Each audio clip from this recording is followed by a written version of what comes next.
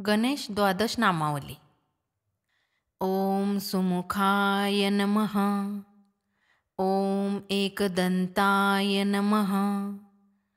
ओम कपिलाय नमः। ओम गजकर्णकाय नमः। ओम लंबोदराय नमः।